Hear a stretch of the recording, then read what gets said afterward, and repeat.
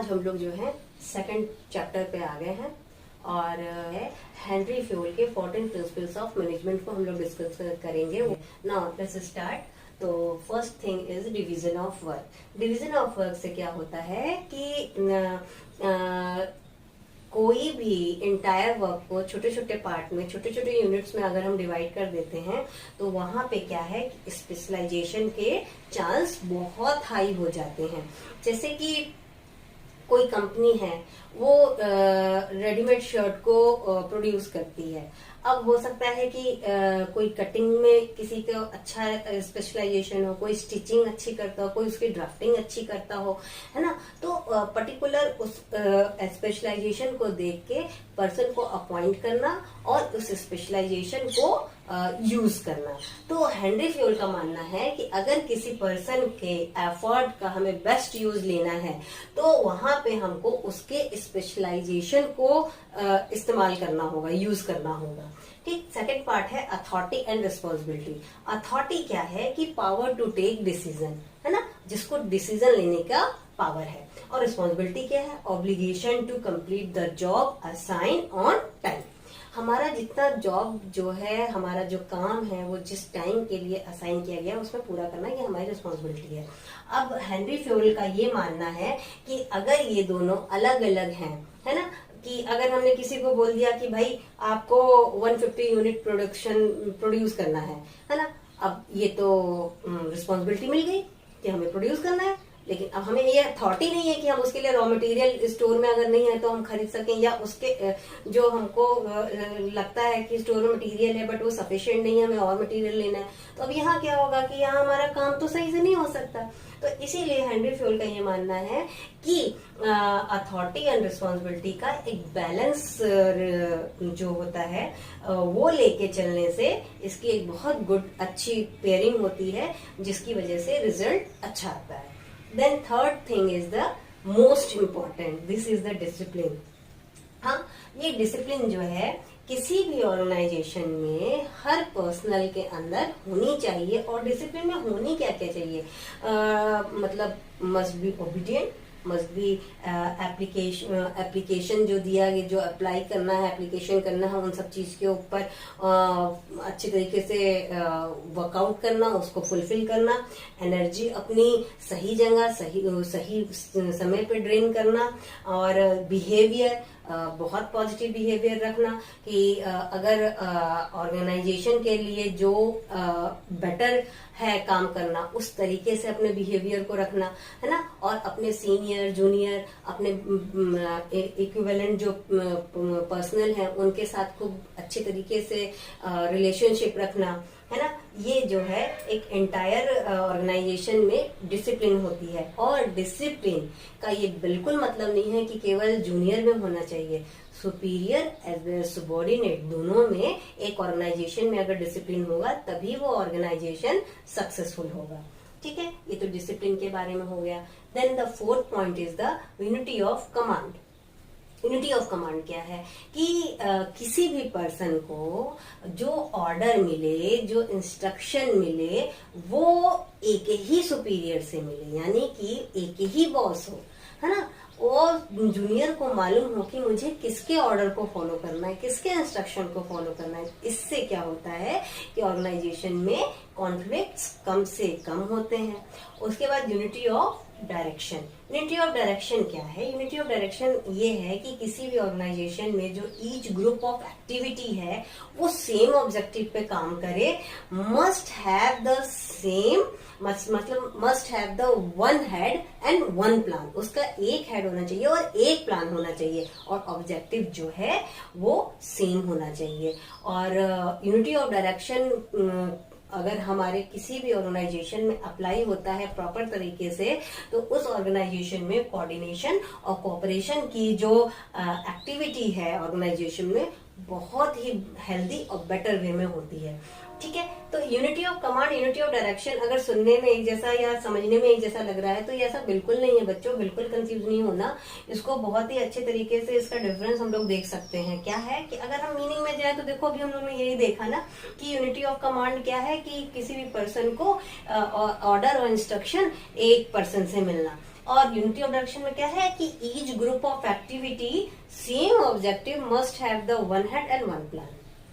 एक मतलब same objective के लिए एक प्लान और एक ही हेड होना है। और एम क्या है, एम इसका ये है कि इट प्रिवेंट डुअल सुबॉर्डिनेशन, है ना, कि जूनियर को ये बिल्कुल भी कंफ्यूजन नहीं होना चाहिए कि मुझे ए की बात माननी है या बी की बात माननी है। ऑर्गेनाइजेशन ने डिसाइड कर दिया ए जो है वही ऑर्डर इंस्ट्रक्शन जो दे रहा है उसको फॉलो करना है, ठीक है। और अब यहाँ पे यूनिटी ऑफ डायरेक्शन में क्या है, it prevent the overlapping activity, है ना। हम अपनी एक्टिविटी को ओवरलैप नहीं कर सकते, क्यों? क्योंकि हमें ये मालूम है कि हमको कौन से प्लान को काम करना है, किस प्लान के ऊपर वर्कआउट करना है। देन इसका इम्प्लीकेशन क्या है यूनिटी ऑफ कमांड का? यूनिटी ऑफ कमांड का इम्प्लीकेशन इंडिविजुअल पे आता है और यूनिटी ऑफ डायरेक्शन का इम्प्लीकेशन एंटायर ऑर्गेनाइजेशन पे आता है। ठीक बच्चों, इसका स्क्रीनशॉट ले लो या नोट डाउन कर लो। Subordination of individual to general interest, यहाँ मतलब ये है कि हमारा इंडिविजुअल इंटरेस्ट जो है वो किसी भी ऑर्गेनाइजेशन में नहीं होना चाहिए। अगर हमें अपने ऑर्गेनाइजेशन का वेलफेयर चाहिए तो हमें कॉमन इंटरेस्ट को लेके चलना चाहिए, ठीक है। जैसे कि अगर हमें कोई रॉ मटेरियल लेना है ना, या फिर कोई एडवर्टाइजिंग के लिए एजेंसी हायर करनी है, तो हमें ये देखना है कि वो बहुत बेस्ट एडवर्टाइजिंग कंपनी होनी चाहिए जो कि हमारे कंपनी ऑर्गेनाइजेशन को, हमारे प्रोडक्ट को मार्केट में अच्छे से लॉन्च करे और उसका अच्छे से मार्केटिंग करे, है ना कि हमें ये देखना चाहिए कि अगर हमारा कोई रिलेटिव है वो अच्छा एड एजेंसी चला रहा है, मतलब हमें ऐसा लगता है कि वो अच्छी एजेंसी चला रहा है, हमें उसे प्रमोट करना चाहिए, तो हमें ये काम नहीं करना चाहिए। हमें ये देखना चाहिए कि हमारा ऑर्गेनाइजेशन का कॉमन इंटरेस्ट किसमें है। हमारा ऑर्गेनाइजेशन का कॉमन इंटरेस्ट ये है कि हमारा मार्केट में प्रोडक्ट जो है हमारे कॉम्पिटिटर के सामने बेटर दिखे, अच्छा दिखे, ताकि हम अपने टारगेट को अच्छे से अच्छे अचीव कर सकें, है ना। तो यहाँ पे हमारा क्या होता है, common interest is above on the individual interest. Okay, फिर है हमारा रेम्युनरेशन ऑफ पर्सन। किसी भी एम्प्लॉय का रेम्युनरेशन जो है वो बहुत ही फेयर होना चाहिए। क्यों? क्योंकि अगर वो जिस क्वालिफिकेशन के से जिस पोस्ट पे एलिजिबिलिटी में आया है उससे अगर उसे कम मिलेगा तो ऑटोमेटिकली उसकी वर्क एफिशिएंसी जो है, उसकी इफेक्टिवनेस, एफिशिएंसी सब धीरे धीरे डिटेरियोरेट होती जाएगी और कहीं ना कहीं ऑर्गेनाइजेशन में कॉन्फ्लिक्ट्स आते जाएंगे। हाँ, वो एक ऑर्गेनाइजेशन के लिए हेल्दी बिहेवियर नहीं होगा। इसी वजह से रेम्युनरेशन हमेशा फेयर होना चाहिए, जो कि एम्प्लॉय और एम्प्लॉयर के सेटिस्फेक्शन लेवल को अच्छे से प्रोवाइड करता है, मैक्सिमम लेवल पर प्रोवाइड करता है। ओके, जिसमें कि 8th प्रिंसिपल है सेंट्रलाइजेशन और डिसेंट्रलाइजेशन, ठीक है।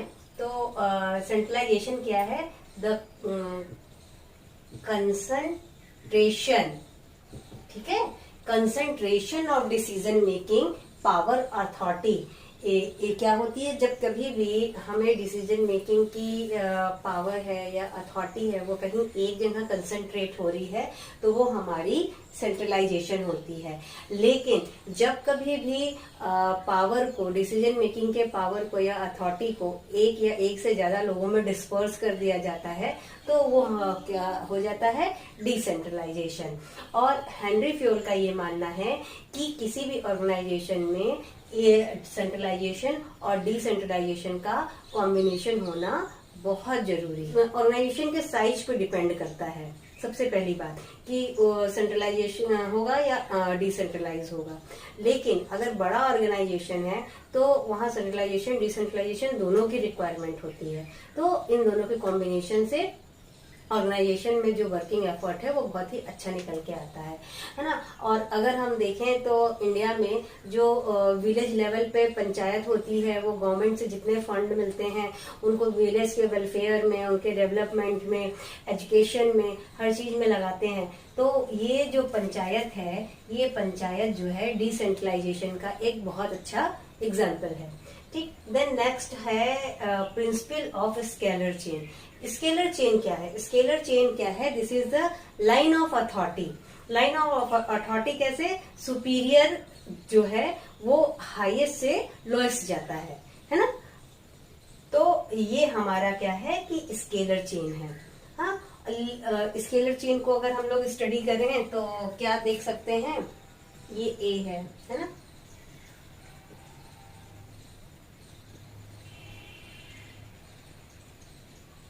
B C D E L M N O, है ना, तो ए, ओके। अब अगर ई है, इसको ओ से कांटेक्ट करना है ना, तो ये कैसे कांटेक्ट कर सकता है, ये कांटेक्ट इसका होगा क्या कि डी से कांटेक्ट होगा, डी के बाद सी से कांटेक्ट होगा, सी के पास बी से कांटेक्ट होगा, ए से कांटेक्ट होगा, देन एल से होगा, एम से होगा, एन से होगा, एन ओ से कांटेक्ट होगा। ठीक है, ये तो बात हो गई कि एक कॉमन पर्सपेक्टिव के लिए, ऑर्गेनाइजेशन के। लेकिन हेनरी फ्योल ने उसका एक ये भी बात बताया कि अगर कोई इमरजेंसी होती है या कभी कोई इंफॉर्मेशन, अर्जेंट इंफॉर्मेशन शेयर करना है, तो उस केस में हम डायरेक्ट कांटेक्ट भी कर सकते हैं शॉर्टकट लेके। तो उस चीज को हम कहते हैं गैंग प्लंक। तो गैंग प्लंक है कैसे कि उस केस में, अर्जेंट केस में इंफॉर्मेशन को देने के लिए ई ने डायरेक्ट जो है ओ से कांटेक्ट कर लिया, दैट इज द गैंग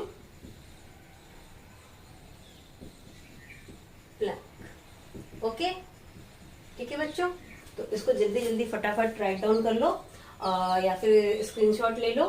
ठीक, तो चल क्या है कि हमारा 10th जो प्रिंसिपल है वो ऑर्डर है। यहाँ ऑर्डर का मतलब किसी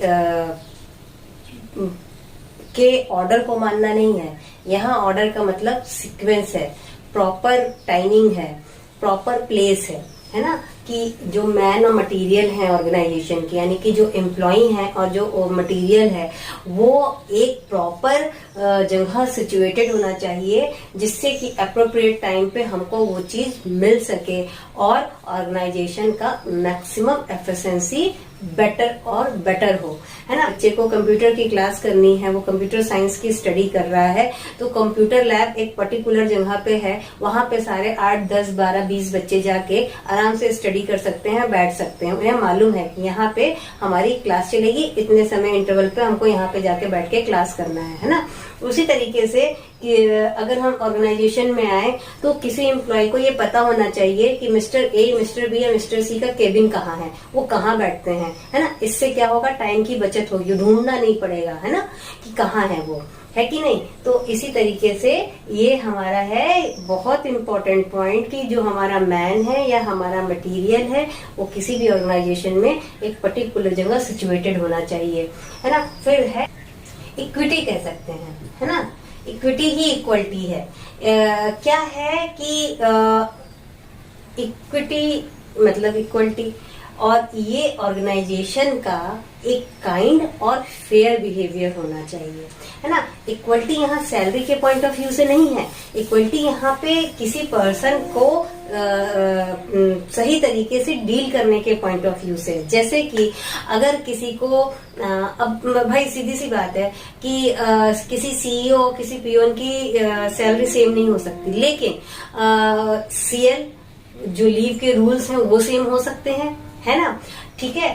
और उसको अच्छे तरीके से, जैसे एक सीईओ को रिस्पेक्ट मिल रही है, एक पीओन को भी मिलनी चाहिए, है ना। चाहे वो किसी भी जेंडर का हो, किसी भी कास्ट का हो, किसी भी क्रीड का हो, किसी भी नेशन का हो, है ना। और ये जो है ये हमेशा एक फेयर डील को ही रिप्रेजेंट करता है। और किसी भी ऑर्गेनाइजेशन में अगर एक अच्छी हार्मोनी होगी, एक अच्छा फेयर डील होगा, काइंडनेस होगी किसी भी ऑर्गेनाइजेशन में, एक दूसरे को लेके बहुत अच्छा समन्वय होगा, कोऑर्डिनेशन होगा, तो वहां पे हमारा वर्क एटमॉस्फेयर बहुत ही अच्छा होता है ना। तो इसलिए इक्विटी होना बहुत जरूरी है। किसी भी ऑर्गेनाइजेशन को अपने एम्प्लॉय को लेके काइंड ऑफ फेयर होना बहुत इंपॉर्टेंट है। इसका नट सेल में मतलब यही है, ठीक। देन उसके बाद आता है स्टेबिलिटी ऑफ पर्सनल। किसी भी ऑर्गेनाइजेशन में अगर ऑर्गेनाइजेशन को सक्सेस होना है तो वो उसके एम्प्लॉय के स्टेबिलिटी पे बहुत ज्यादा डिपेंड करता है।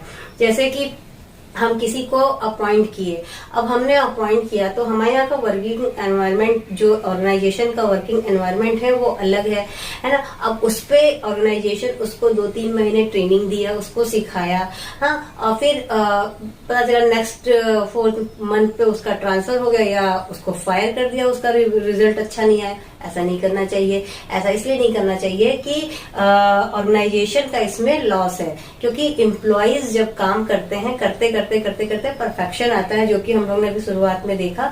तो उससे क्या होता है कि हमारा जो गोल है वो बहुत अच्छे से अचीव हो सकता है। इसीलिए जो पर्सनल है उसको फ्रिक्वेंट ट्रांसफर या उसका टर्मिनेशन नहीं करना चाहिए। एक सर्टेन टाइम लिमिट होना चाहिए, ठीक। देन उसके बाद इनिशिएशन। इनिशिएशन क्या है कि किसी भी एम्प्लॉय को अपना सेल्फ मोटिवेशन का एक स्कोप होना चाहिए, अपना उसके आइडियाज को डिलीवर करने का एक प्लेटफॉर्म होना चाहिए, ठीक। अब ये मतलब नहीं है कि आइडिया हम डिलीवर कर रहे हैं तो अगर हमारे सीनियर ने उस आइडिया को नहीं माना तो हम वहां इनडिसिप्लिन हो जाए, है ना। नहीं, हमारा काम था हम अपने पॉइंट को देना। अगर हमारे सीनियर को लगता है, ऑर्गेनाइजेशन में सीनियर को लगता है कि वो पॉइंट एक ऑर्गेनाइजेशन के कॉमन इंटरेस्ट के लिए अच्छा है, वो बेटर रिजल्ट फुलफिल करेगा, तो वो उसको जरूर एप्लीकेबल करेगा। अगर सीनियर को ऐसा लगता है कि वो नहीं है, वो अगर वो नहीं, किसी भी कारण के, किसी भी पॉइंट ऑफ व्यू से वो उसको डिनाई कर दे रहा है, तो इसका ये मतलब नहीं कि आप ऑर्गेनाइजेशन में इनडिसिप्लिन हो जाएंगे। ये तो आपको एक प्रिविलेज मिली है कि आप अपने सेल्फ मोटिवेशन के लिए अपने पॉइंट को रखिए, okay. Then the last is the spirit the crop.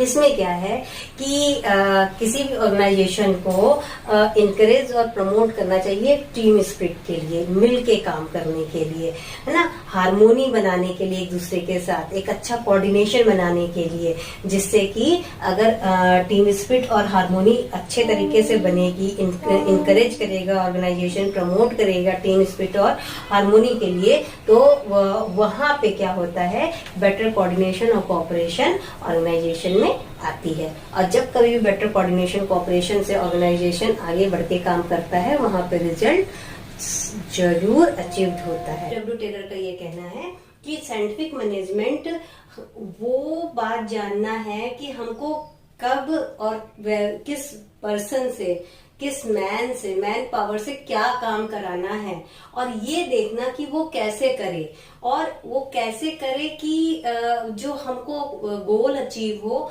वो बेस्ट और चिपेस्ट वे में अचीव हो। तो ये एफडब्ल्यू टेलर का मानना है कि अगर इस तरीके से हम किसी भी ऑर्गेनाइजेशन को मैनेज करते हैं, वर्किंग एबिलिटी को मैनेज करते हैं, एनवायरनमेंट को मैनेज करते हैं, तो ये हमारा साइंटिफिक मैनेजमेंट होता है। अब साइंटिफिक मैनेजमेंट में एफडब्ल्यू टेलर ने जो थ्योरी दिया, हमें प्रिंसिपल्स दिया, वो क्या दिया कि 4 प्रिंसिपल दिया, ठीक है। पहला प्रिंसिपल जो है वो है साइंस, है ना, कि मैनेजमेंट में हमको जो एप्लीकेशन करना है, साइंस का एप्लीकेशन करना है, नॉट रूल ऑफ थंब। देखो, रूल ऑफ थंब को अगर हम जनरल हिंदी के लैंग्वेज में देखें तो कहते हैं लकीर का फकीर, है ना। तो अभी हम लोग ये आगे डिस्कस करेंगे कि साइंस अप्लाई करना है, ना कि रूल ऑफ थंब को अप्लाई करना है। देन बी हमारा क्या है, हार्मनी नॉट डिस्कॉर्ड, है ना, कि हमको अच्छे सौहार्दपूर्ण तरीके से एक दूसरे के साथ रहना है, ना कि एक दूसरे के साथ गलत व्यवहार करना है ना। आगे सब देखना है हम लोगों को भी। और थर्ड पॉइंट क्या है, कॉपरेशन नॉट इंडिविजुअलिज्म, है ना, एक दूसरे के साथ चलना है, एक दूसरे को लेके चलना है, ना कि मैं को करना है कि नहीं मैं ही सब कुछ हूँ, है ना। Then the development of worker to their greatest efficiency and prosperity. इसका नट सेल्फ में मीनिंग देखें तो ये है कि अगर किसी भी ऑर्गेनाइजेशन के ग्रोथ को समझना है तो आपको ये समझ लेना है कि वहां का वर्कर खुश है ना। यानी वर्कर का अगर ग्रोथ है तो ऑर्गेनाइजेशन का ग्रोथ ऑटोमेटिकली होना है।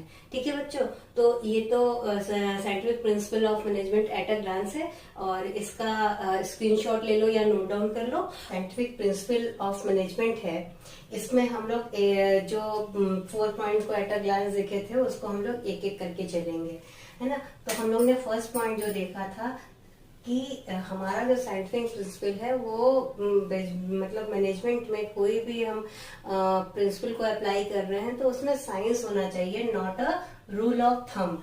हाँ, अभी जैसे कि मैंने तुम लोग को बताया कि रूल ऑफ थंब क्या होता है कि लकीर का फकीर। लकीर का फकीर का मतलब ये है कि ये कोई भी काम अगर हमने किया किसी वक्त पे वो चीज से हमें रिजल्ट मिल गया, ठीक है।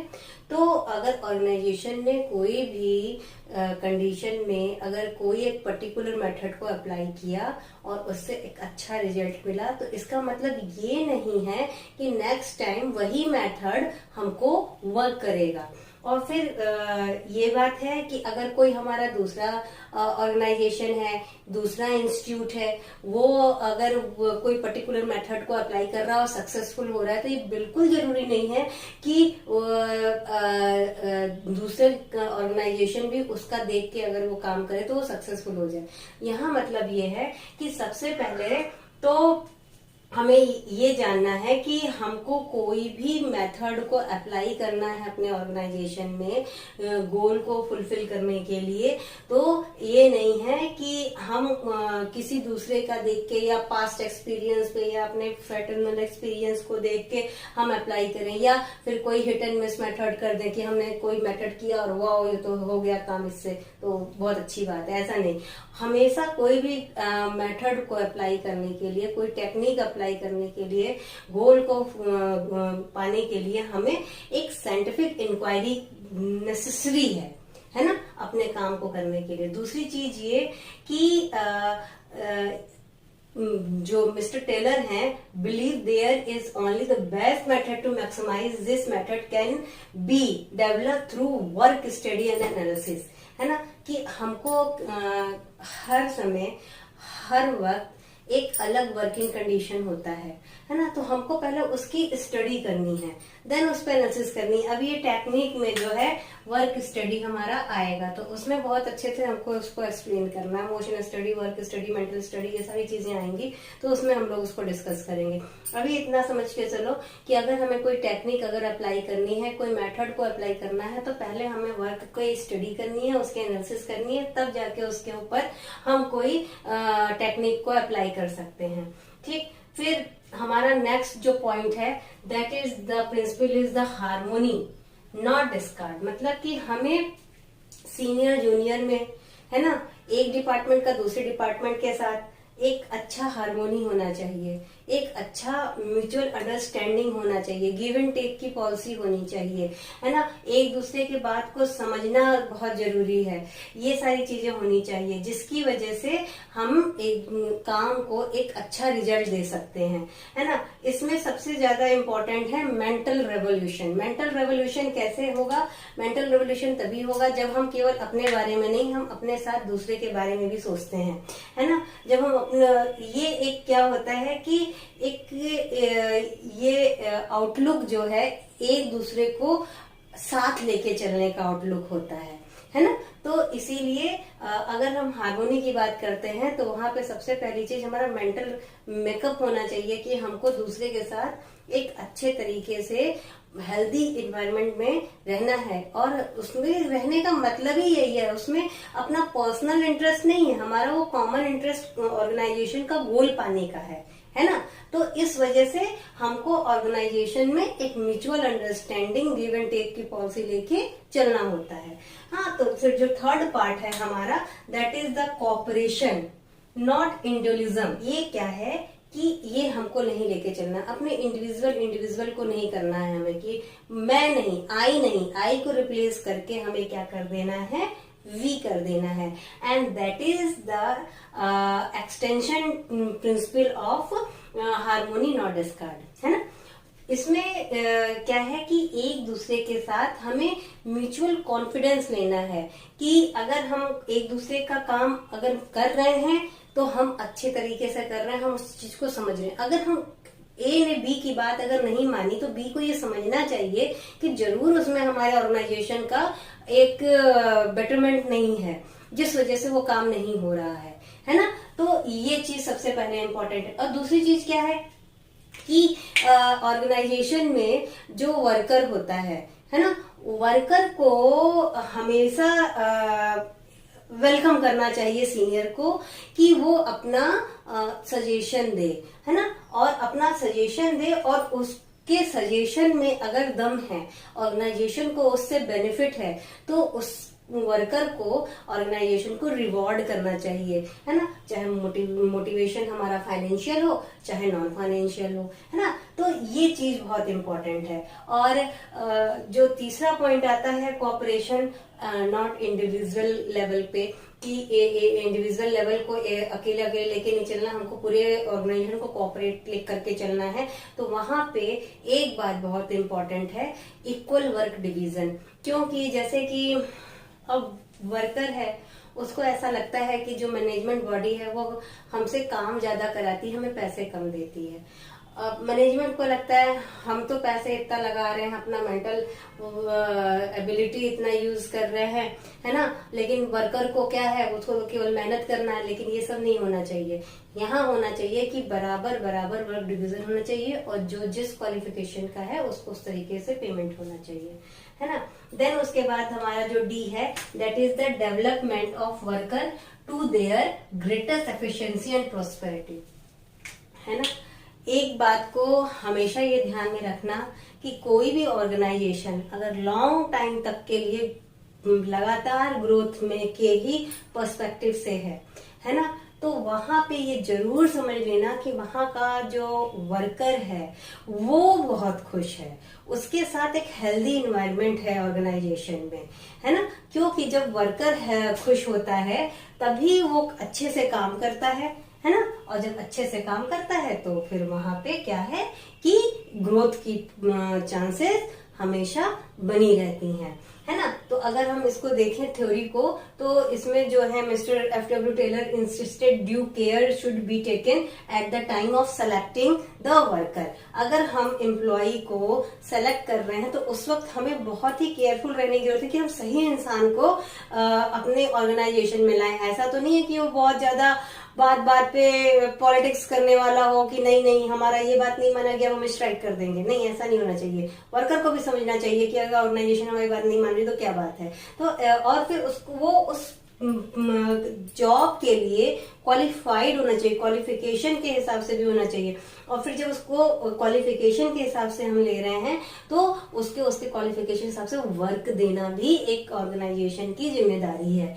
हाँ, और फिर अगर हमने उसको इस तरीके से एक पोस्ट दे दिया कि भाई तुम इस क्वालिफिकेशन पे सेलेक्ट हुए हो और तुमको ये पोस्ट हम दे रहे हैं, तो टाइम टू टाइम उस वर्कर की ट्रेनिंग भी इम्पोर्टेंट है ना। तो ट्रेनिंग इसलिए जरूरी है क्योंकि ट्रेनिंग होने से करंट नॉलेज का अपग्रेडेशन होता रहता है। Now let's start. तो फर्स्ट पॉइंट है हमारा फंक्शनल फोरमैनशिप क्या है। फंक्शनल फोरमैनशिप में F.W. टेलर ने ये मेन फोकस ये किया कि देखो भाई, हमेशा से हम लोग ये जानते आए हैं कि एक पर्सन किसी मतलब एक ही काम में स्पेशलाइज्ड होगा, सारे काम में स्पेशलाइज्ड नहीं हो सकता, है ना। तो उसी तरीके से वर्कर को भी केवल काम करने के लिए ही प्रोडक्शन के पॉइंट ऑफ व्यू से रखो, जिसपे कि वो अपना वर्क एफर्ट अच्छे तरीके से दे, अपनी लेबर को बहुत अच्छे तरीके से लगा सके, एफिशिएंटली तरीके से कर सके। तो उसके लिए डिवीजन ऑफ फैक्ट्री को उन्होंने समझाया कि अगर हम फैक्ट्री को डिवाइड कर दें, मेन फोकस कर दें दो पार्ट पे, एक हमारा प्लानिंग और दूसरा हमारा प्रोडक्शन। हाँ, हम एक प्लानिंग इंचार्ज बना दें और फिर एक प्रोडक्शन इंचार्ज बना दें। देन फर्दर हम प्लानिंग इंचार्ज में भी 4 डिफरेंट कैटेगरी बना दें, है ना।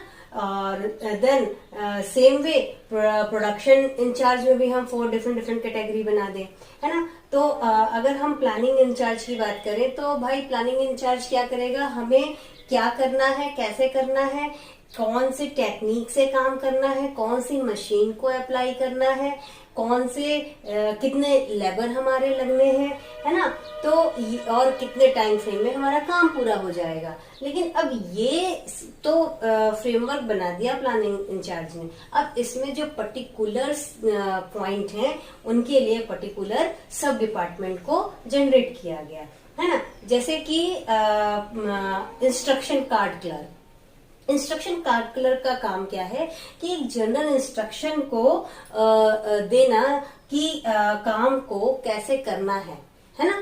काम को करने के लिए उस जनरल इंस्ट्रक्शन को फॉलो करवाना कि भाई ये इंस्ट्रक्शंस हैं, इनको फॉलो करो। Then the route clerk. Route clerk का काम है सीक्वेंस देना काम का, है ना। कौन सा काम, मतलब प्रायोरिटी ऑफ काम क्या है हमारा, उसके ऑर्डर को सेट करना, है ना। तो जब वो हमारा first, second, third, fourth, fifth जिस तरीके से सेट किया गया उस तरीके से अगर वर्कर कर रहा है तो हमारा प्रोडक्शन डेफिनेटली इंक्रीज करेगा, है ना। क्यों? क्योंकि जो प्लानिंग डिपार्टमेंट है उसने ये चीज सेट किया कि अगर हम फर्स्ट के बाद सेकंड पॉइंट को लाते हैं तो वो पॉइंट पहले हमारा फुलफिल हो जाएगा, ना कि थर्ड पॉइंट को अगर हम ला दें तो वो पॉइंट हमारा फुलफिल अच्छे तरीके, हो सकता है फुलफिल हो जाए, लेकिन जो अच्छा उसका रिजल्ट आना है वो हमारा ऑर्डर के थ्रू ही आ सकता है। देन द थर्ड पॉइंट क्या है कि टाइम एंड कॉस्ट। जैसा कि इसके नाम से पता चल रहा है, टाइम एंड कॉस्ट, इनका काम होता है एक प्रॉपर टाइम और एक कॉस्ट को सेट करना, है ना। बहुत, अगर तुम लोग को अच्छे तरीके से याद होगा तो हम लोग ने अपने फर्स्ट लेक्चर में डिस्कस किया था कि इफेक्टिवनेस एंड एफिशिएंसी, है ना। वो क्या है, टाइम और कॉस्ट को जो दोनों लोग को लेके चलता है वही मैनेजमेंट में एग्जिस्ट करता है। इसी वजह से हमारा यहाँ पे टाइम एंड कॉस्ट इन्वॉल्व होना बहुत जरूरी है, ठीक। देन आता है डिसिप्लिनेरियर। ये इसका काम है टू मेक डिसिप्लिन, है ना। अब डिसिप्लिन क्या मेंटेन करना, डिसिप्लिन ये मेंटेन करना कि अगर जो इंस्ट्रक्शन दिया जा रहा है वो फॉलो हो रहा है वर्कर के थ्रू या नहीं हो रहा है। जो सीक्वेंस ऑफ ऑर्डर दिया गया वो सीक्वेंस ऑफ ऑर्डर को उस तरीके से ही करना है, ये हो रहा है या नहीं हो रहा है। देन टाइम जो सेट किया गया उस टाइम के अंदर काम हो रहा है और जितना कॉस्ट कहा गया उतने कॉस्ट में ही काम हो रहा है कि ये सारी चीजों को मेक श्योर करना कि ये सारे काम जैसे दिए गए हैं उसी तरीके से हो रहा है। तो ये काम हमारा डिसिप्लिनेरियर करता है, ठीक। अब हम आते हैं अपने प्रोडक्शन इंचार्ज पे। जो प्रोडक्शन इंचार्ज होता है वो फर्दर 4 पार्ट में डिवाइड हो गया हमारा, है ना। पहला तो हो गया स्पीड बॉस। स्पीड बॉस का काम है टू मेक श्योर ये करना कि हमारा जो काम है वो अपने टाइम सीक्वेंस, जो टाइम फ्रेमवर्क है उसमें हमारा होना, और वो काम में फ्लो बना रहना, है ना, स्पीडी वे में, है। ये नहीं कि लथार्जी तरीके से काम चल रहा है। Gang boss. गैंग बॉस का काम है कि भाई अब हम काम करेंगे कैसे, अगर हमको रिसोर्सेज मिलेगा, ऑर्गेनाइजेशन में वर्कर है, उसको काम असाइन कर दिया, टाइम दे दिया, कॉस्ट दे दिया, उसको सीक्वेंस बता दिया, उसको कह दिया भाई तुम इतने स्पीड में काम करना है ना, तभी तुमको वेज मिलेगा सही तरीके से, अदरवाइज नहीं मिलेगा। लेकिन भाई वो काम करे कैसे, उसको रिसोर्स भी तो प्रोवाइड होना चाहिए। तो वो जो रिसोर्स है वो गैंग बॉस प्रोवाइड करता है, हाँ? देन उसके बाद आता है रिपेयर बॉस। हमने रिसोर्स प्रोवाइड कर दिए, है ना। अब रिसोर्स प्रोवाइड कर दिए, जो हमने उस काम करने के लिए टूल्स और मशीन्स ये सारी चीजों को प्रोवाइड कराया है, वो हमारा कंडीशन में सही है। अगर हमने सही कंडीशन में दिया, अब भाई काम ही तो कर रहा है इंसान, काम करते करते अगर कोई मशीन में कोई खराबी आ गई, है ना, कहीं कोई दिक्कत आ गया, तो वो फॉल्ट को ठीक करना, उन सब चीज को रिपेयर करना, ये हमारा कौन करता है, रिपेयर बॉस। ओके, तो अब हमारी बात आती है लास्ट, इंस्पेक्टर। इंस्पेक्टर का काम है to check the quality of productivity. हमारी जो प्रोडक्टिविटी हो रही है, प्रोडक्ट हमारा निकल रहा है, उसकी क्वालिटी क्या है। यानी कि हम अगर इन शॉर्ट कहें तो इंस्पेक्टर का काम है क्वालिटी कंट्रोल करना, और क्या काम है कि काम जो है वो इफिशिएंटली हो। अगर काम को इफिशिएंट लेवल पे ही इंस्पेक्टर जो है ने चेक कर लिया तो क्वालिटी कंट्रोल तो ऑटोमेटिकली आनी ही आनी है। हाँ, तो भाई अब हमारा वर्कर यहाँ है, इसके ऊपर कितने लोग वर्क कर रहे हैं, 1 2 3 4 5 6 7 8, है ना। अगर हम ब्रॉड सेंस में देखें तो 1 2।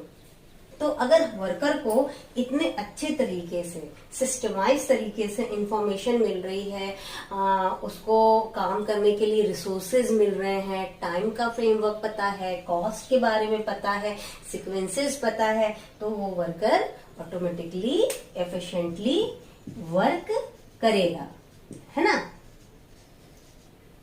जब वो एफिशिएंटली वर्क करेगा तो भाई हमारा प्रोडक्टिविटी इंक्रीज होगा, है ना। मिनिमम इनपुट में मैक्सिमम आउटपुट मिलेगा। ठीक है बच्चों। सेकंड पॉइंट पे जो है हमारा स्टैंडर्डाइजेशन एंड सिंप्लीफिकेशन, है ना। स्टैंडर्डाइजेशन में क्या है कि हर एक बिजनेस को जरूर अपना एक स्टैंडर्ड सेट करना चाहिए कि हमको किस स्टैंडर्ड पे काम करना है। अब स्टैंडर्ड सेट करने का ये बिल्कुल भी मतलब नहीं होता है कि स्टैंडर्ड केवल क्वालिटी स्टैंडर्ड को डिफाइन करता है। ये हमारा साइज, टाइप, वेट, मेजरमेंट, हाँ, ये सारी चीजों का सेटअप होता है। ठीक है। तो अगर हमने अपना ये डिफाइन कर लिया कि हमको कितने साइज का बनाना है, हाँ, अपना प्रोडक्ट कितने साइज में बनाना है, टाइप कितने टाइप्स के प्रोडक्ट को अपने हाँ कंपनी से इंट्रोड्यूस करना है मार्केट में, फिर हमारे प्रोडक्ट का वेट क्या होगा, हाँ, उसको हम मेजर कैसे करेंगे, हाँ, इन सब चीज का स्टैंडर्ड हम बना लेंगे तो वहां पे काम करना बहुत आसान हो जाता है। टेक्निक, अगर हमको स्टैंडर्ड को सेट करना है, यानी कि किसी भी ऑर्गेनाइजेशन के मैनेजर को अगर स्टैंडर्ड को सेट करना है तो उसको वर्क स्टडी टेक्निक की स्टडी करना बहुत जरूरी है। मतलब समझ लो ये नेसेसरी है। ये इस जैसे कि हम ऑक्सीजन के बिना नहीं जिंदा रह सकते ना, उसी तरीके से अगर हमें ऑर्गेनाइजेशन में स्टैंडर्ड को सेट करना है तो वहां पे वर्क स्टडी टेक्निक को स्टडी करना बहुत जरूरी है, जो कि अभी हम लोग सिंप्लीफिकेशन के बाद पढ़ेंगे। हाँ, तो देन सिंप्लीफिकेशन क्या है? सिंप्लीफिकेशन ये है कि जितने भी हमारे सुपरफ्लूशियस प्रोडक्ट हैं उनको डिस्कार्ड कर देना। मतलब कि हमने ये सोचा कि भाई हम इतने सारे प्रोडक्ट इस तरीके से डिफरेंट वैरायटी के बना दे रहे हैं और जो भी प्रोडक्ट हमारे मार्केट में चल जाए बहुत अच्छा है, अर्निंग होगी। लेकिन भाई जो चल गया उसको रखो, जो नहीं मार्केट में डिमांड में आ रहा है उसको डिस्कार्ड करो। उस पर क्यों अपना समय लॉस करना, क्यों अपने कॉस्ट को इंक्रीज करना, है ना। तो अपने काम को हमें सिंप्लीफाई करना, जितने भी एक्स्ट्रा हमारी एक्टिविटी है उसको डिस्कार्ड करना, इलिमिनेट करना। ठीक है। तो इससे क्या होता है, हमारा जो लेबर है, हमारा जो मशीन है, हमारा जितने तरीके के टूल्स हैं उन सब के कॉस्ट पे कंट्रोल होता है, सेविंग होती है। ठीक है। तो बच्चों ये स्टैंडर्डाइजेशन एंड सिंप्लीफिकेशन है second technique. Then the third technique, जिसके बारे में हम लोग जब से साइंटिफिक मैनेजमेंट पढ़ना शुरू किए तब से हम लोग इसके बारे में बात कर रहे हैं, वर्क स्टडी। वर्क स्टडी का अगर हम सीधे बात देखें तो वर्क स्टडी का मेन फोकस होता है minimum input to make maximum output. तो यानी कि कॉस्ट मिनिमाइजेशन हो और प्रोडक्ट का मैक्सिमाइजेशन हो। ओके, तो ये हमारा वर्क स्टडी का एक नटसेल में कॉन्सेप्ट है। अब वर्क स्टडी हमारी जो है 4 पार्ट्स में डिवाइडेड है। फर्स्ट पार्ट क्या है हमारा? देखो भाई, वर्क की बात कर रहे हैं, काम करने की बात कर रहे हैं, एक जनरल सेंस में देखो। अगर तुम स्कूल में हो, हैं, पढ़ते हो, अब स्कूल में पढ़ते हो तो तुम ये बताओ, तुम लोग को लंच ब्रेक मिलता है, इंटरवल मिलता है ना? वो क्यों मिलता है? इसलिए मिलता है कि हर एक पर्सन की एक पर्टिकुलर कैपेसिटी होती है कि इतने कैपेसिटी के बाद वो एग्जॉस्ट हो जाता है, उसके बाद वो अगर काम कर रहा है, पढ़ाई कर रहा है, तो उसका रिजल्ट नहीं निकल के आएगा, है ना? तो इसीलिए क्या होता है कि फटीग स्टडी होती है कि हमारा वर्कर कब फटीग कर रहा है, वो कितने ड्यूरेशन के रेस्ट चाहिए उसको, और कितने नंबर ऑफ रेस्ट इंटरवल चाहिए उसको। तो क्या है कि ड्यूरेशन ऑफ रेस्ट इंटरवल, यानी कि उसका इंटरवल का रेस्ट जो दे रहे हैं हम लोग, इंटरवल दे रहे हैं उसको, उसका ड्यूरेशन कितना होना चाहिए। देन उसमें हम रेस्ट ऑफ इंटरवल जो दे रहे हैं उसको, वो कितने नंबर ऑफ इंटरवल होना चाहिए, उस पे डिपेंड करता है वर्कर की एफिशिएंसी, है ना? अब इसमें ये भी देखना कि भाई अगर हमने उसके फटीग को ध्यान में रख के इंटरवल दिया, तो ऐसा तो नहीं कि वो जाके बिना फटीग के ही रेस्ट कर रहा है। इन सब चीज पे भी सुपरविजन करना होता है, लेकिन जो मेन फोकस है वो ये फोकस है कि अगर हमारा वर्कर इतने 8 घंटे काम कर रहा है, 6 घंटे काम कर रहा है, जितना भी सेट ऑफ टाइम ऑर्गेनाइजेशन ने दिया है, जनरल 8 आवर्स, तो वो 8 आवर्स में वो थकेगा काम करके, और जब वो थका उसके बाद उसको रेस्ट नहीं मिला और उसने काम किया तो वो रिजल्ट अच्छा नहीं आएगा। तो उसके लिए उसको रेस्ट देना जरूरी है। अब हम रेस्ट दे रहे हैं तो वो रेस्ट हम कितने बार दें, है ना, ये भी होता है। और अगर हमने दे दिया तो वो रेस्ट, अगर मान लो किसी कंपनी ने 2 बार रेस्ट दे दिया, ठीक है, तो अब वो 2 बार रेस्ट दे दिया, तो कैसे दिया? तो एक बार हो सकता है कि टी ब्रेक दे दिया, एक बार हो सकता है कि लंच ब्रेक दे दिया। अब जेन्युइन सी बात है भाई, लंच ब्रेक दिया तो थोड़ा लंबा ही होगा, टी ब्रेक थोड़ा सा शॉर्ट होगा, है ना? तो वो रिफ्रेशमेंट के लिए होगा, है ना? रिफ्रेश हुआ, इंसान से काम कर लिया, ठीक है। तो ये हमारा हो जाता है फटीग स्टडी। देन आता है मेथड स्टडी। मेथड स्टडी में देखो, साइंटिफिक प्रिंसिपल्स को जब से हम लोग पढ़े, उसमें सबसे पहले क्या पढ़े हम लोग? Follow science not rule of thumb, है ना? किसी भी चीज को करने के लिए लॉजिक देखो, प्रेजेंट रिलेटिविटी देखो, देन उसको काम करो। ये नहीं कि दूसरा ऑर्गेनाइजेशन, उसके वर्कर थकते हैं तो एक बार मॉर्निंग में टी ब्रेक देते हैं, फिर लंच ब्रेक देते हैं, फिर टी ब्रेक देते हैं, देन अगर फिर से कोई थका तो उनको फिर से रेस्ट रूम में कह देते हैं जाओ भाई रेस्ट करो। नहीं भाई, तुम देखो तुम्हारे यहाँ उतने इंटरवल की नीड है, हाँ, या उससे ज्यादा इंटरवल की नीड है कि नहीं? तो वो देखो। या फिर ये तो फटीग की बात हो गई। ऐसे ही काम करने के तरीके, अगर हम कोई प्लानिंग बनाए हैं, प्लानिंग किसी दूसरे को देख के मत बनाओ। सबसे पहले बात तो अपनी प्लानिंग बनाओ। अपनी प्लानिंग बनाओ तो करंट कॉन्टेक्स्ट को देख के बनाओ कि भाई हमारा प्रोडक्ट मार्केट में आएगा तो उसका कितना होगा, क्या होगा, कैसे चलेगा, है ना? उसी तरीके से हमको हर चीज में साइंटिफिक रूल को फॉलो करना चाहिए। देन उसके बाद आता है अरेंज द बेस्ट मेथड और way of performing which can be increase productivity and try to make maximum use of resources for the organisation. हम वो मेथड को अडॉप्ट करें जो कि हमारी प्रोडक्टिविटी को इंक्रीज करे और ऑर्गेनाइजेशन में जो रिसोर्सेज प्रोवाइड करा रहा है वर्कर को, वो रिसोर्सेज का बेस्ट यूज हो, मैक्सिमम यूज हो, है ना? फिर आता है सी टाइम स्टडी। ये टाइम स्टडी बहुत इंपॉर्टेंट है क्योंकि अभी इसके बाद 4th पॉइंट जो आएगा टेक्निक्स का, वो इस पर डिपेंड करेगा। हाँ, तो टाइम स्टडी। टाइम स्टडी में क्या है कि 2 बातें हैं। सबसे पहली बात तो आप अपना एक स्टैंडर्ड को सेट करो, टारगेट, कि वर्कर को कितने टाइम फ्रेम में वो काम करना है। दूसरा कि वो जो काम कर रहा है उसके लिए हमने टाइम तो सेट कर दिया, लेकिन एक्चुअल में कितना रिक्वायरमेंट है टाइम का, है ना? ये चीज सेट करना। अब इसी में हमारा निकल के आ जाता है, ऑर्गेनाइजेशन इसी में एनालिसिस कर लेता है कि वर्कर एफिशिएंट है कि नॉन इनएफिशिएंट है। अभी इस पे हम लोग 4th पॉइंट में डिटेल से डिस्कस करेंगे, differentiation of piece based system. Then the last work study का पॉइंट है मोशन स्टडी।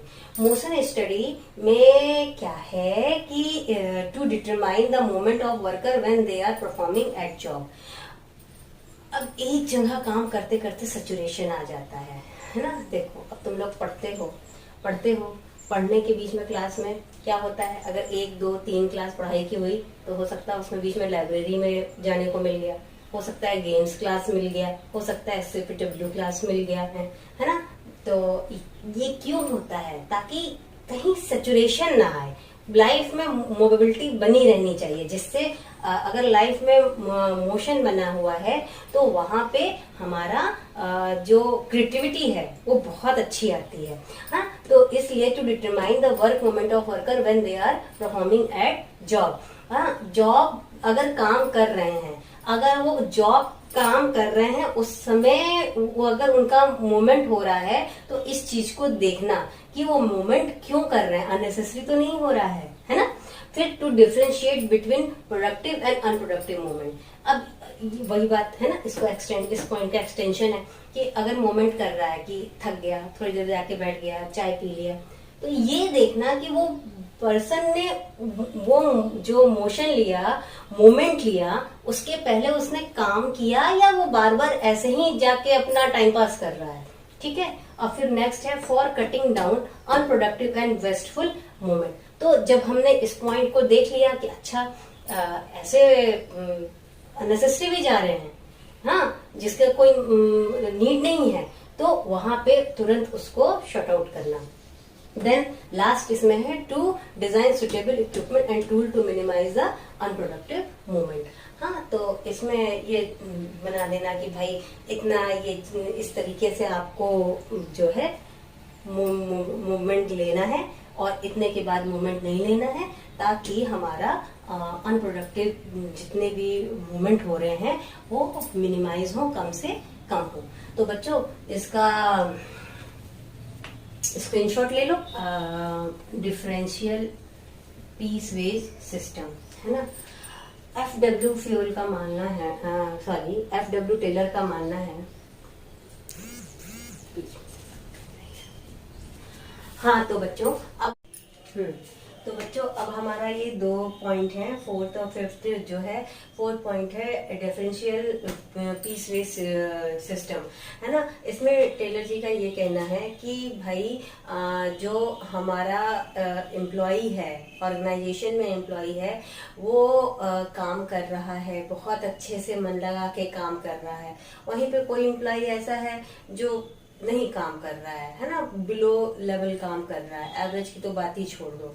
तो क्या करना है कि अब वो एम्प्लॉय को भी तो मोटिवेट करना है जो काम नहीं कर रहा है, और जो कर रहा है उसको भी मोटिवेट करना है कि हाँ तुमने बहुत अच्छा किया और अच्छा करो। तो उनका ये कहना है कि एक्स्ट्रा पेमेंट करना एफिशिएंट एम्प्लॉय के। इससे 2 फायदे होंगे। एक तो फायदा होगा कि उसको सेल्फ मोटिवेशन होगा, हम और अच्छा करें।